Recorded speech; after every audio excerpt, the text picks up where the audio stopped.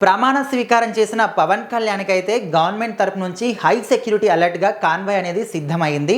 So, ఆ convoy ఎలా ఉండబోతుందని ఫర్ ఎగ్జాంపుల్‌గా మనం చూసుకున్నట్లయితే ఇక్కడ చూసుకోవచ్చు. మాక్సిమం అన్ని కార్లు కూడా బ్లాక్‌లోనే ఉండబోతున్నాయని కూడా విషయం కూడా మనకు తెలుస్తుంది. మనం చంద్రబాబు నాయుడు కాన్వాయ్ చూసుకుంటే కూడా అవి కూడా మాక్సిమం 11 కార్లు కూడా బ్లాక్ కలర్‌లో ఉన్నాయి. సో, పవన్ కళ్యాణ్‌కి సంబంధించిన కాన్వాయ్ కూడా బ్లాక్ కలర్‌లోనే ఉంటుందని కూడా మనకు తెలుస్తుంది. సో, దీనికి సంబంధించిన ఒక వీడియో ఉంది. ఫర్ ఎగ్జాంపుల్‌గా ఎట్లా ఉండబోతుంది, ఏం కథ అనేది. సో, అది చూద్దాం. సైనికా సైనికా కదలినా సైనికా జనసేనానితో అడుగు వెళ్తాం మనమికా జనసేన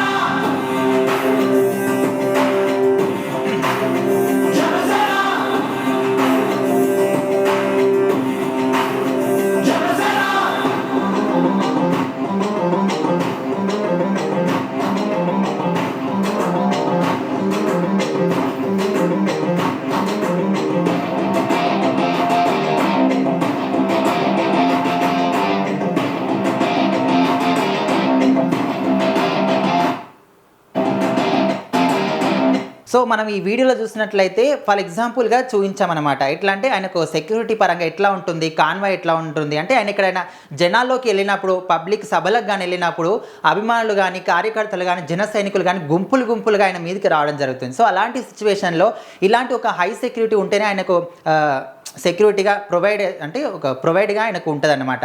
సో, ఆ పరంగానే గవర్నమెంట్ అనేది ఇట్లా హై సెక్యూరిటీ పరంగా పవన్ కళ్యాణ్ కోసం ఇట్లా సిద్ధం చేయడం జరిగింది.